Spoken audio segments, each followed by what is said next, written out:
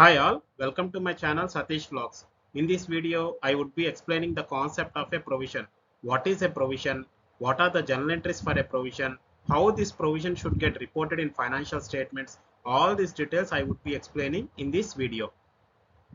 Okay, a provision is to set aside a certain amount of profits from an organization's income statement. Okay, with this introduction, let's move to the next slide of my video. In this slide, there is a diagram which depicts like an cycle, which is nothing but an accounting cycle. What is an accounting cycle? What are the various phases of an accounting cycle? All those details I had already provided in my previous video on accounting cycle, and I would be providing the link for that video in the below box. As mentioned previously, I would be considering the phases of an accounting cycle to explain my concepts, and also to explain the concept of a provision, I would be considering the example of a provision for doubtful debts. Okay, and this provision for doubtful debts is related to the sundry debtors. Okay, the concept related to the sundry debtors, and in which circumstances this sundry debtors would arise. All those details I had already provided in my previous video on sale of goods on cash or credit. Okay, I request the viewers to go through that video before getting into the details of the current video on provision to gain better understanding of the concept. Okay, and the link I would be providing in the below box. Now let's get into the further details.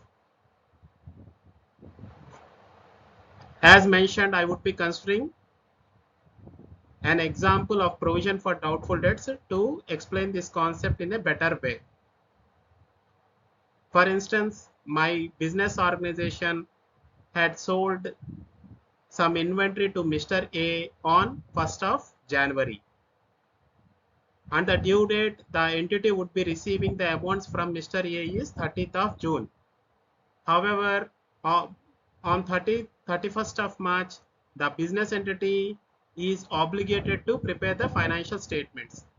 And on that day, the accounts team has received information from the credit team stating that there is a possible default of the amount on the goods which has been sold to Mr. A.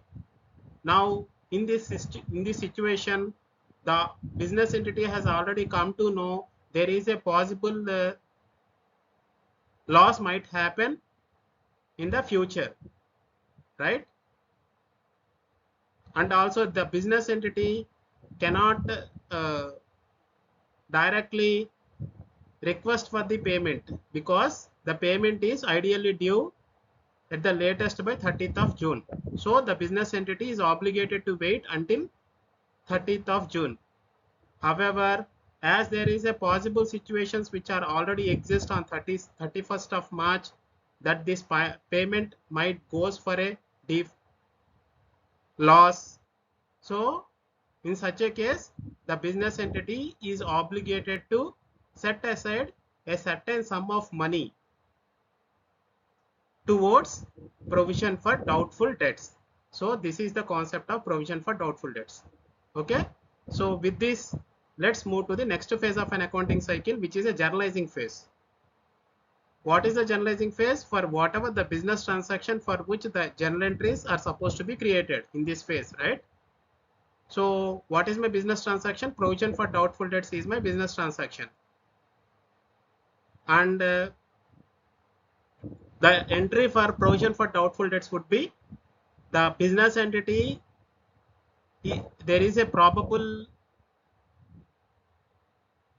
situation that the business entity might incur a loss in the future, and for which the business entity is supposed to create a expense which is a bad debt expense as per the concept of a conservatism. What is the concept of a conservatism? All possible losses or expenses for which the provision is supposed to be created in the books of accounts, right? So basis on this concept, the business entity is supposed to provide this loss as an expense. So what is that loss? Bad debt expense is a loss, and this bad debt expense falls under nominal account. What is the golden rule for nominal account? Debit all expenses and losses. So bad debt expense needs to be debited. Okay, and to which account it is supposed to be credited? This is a loss which is going to be arised in the future, which means this amount we are not supposed to adjust directly to the sundry debtors.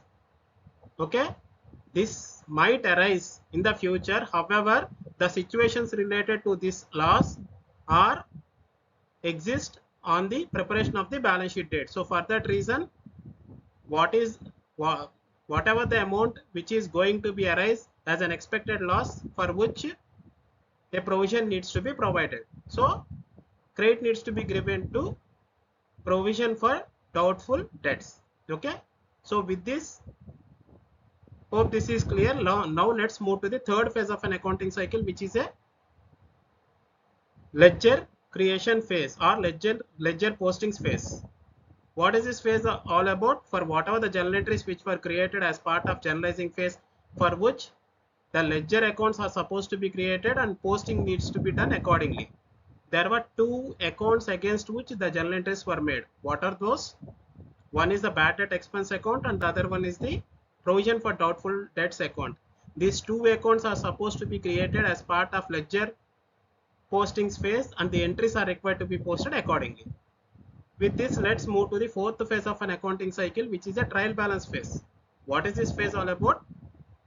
For whatever the balances which exist against the ledger accounts are required to be updated in the trial balance. So the balances which are available against the bad debt expense and the provision for doubtful debts expense account are required to be updated in the trial balance. Okay, so the balances under the debit side of the trial balance ideally should get matches up with the balances which are shown in the under the credit side of the trial balance, because as we have been following double entry system of bookkeeping, there shouldn't be any discrepancy between debits and credits. Okay, yeah. Now with this, let's move to the last phase of an accounting cycle, which is a financial statements phase. What are the critical elements of an financial statement? One is the income statement and the other one is the balance sheet. Okay, so as mentioned, we normally take the balances directly from the trial balance, and the same would be used to update the details in the income statement. Okay, so whatever the balance which exists against the bad debt expense account, which is a nominal account, right? So the balance against this account is required to be updated in the income statement as an expense. So what about the balance which exists against the provision for doubtful debts? This is a provision, right?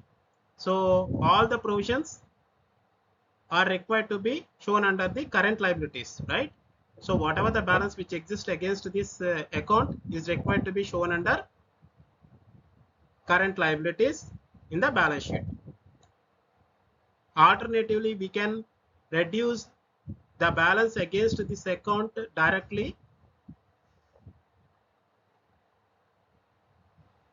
as shown with a negative signage, even on asset side also, as a contra asset account. Okay, however, the best methodology to represent or show this account would be to show the amount under the current liabilities in the balance sheet. Okay, with this, I hope the viewers are able to understand what is this provision all about, what are the journal entries for a provision, how this provision should get reported in the financial statements, all these details. If the viewers like this video, request you to like it, share it to your friends and subscribe my channel for more videos. Thanks for watching. Catch you in the next video.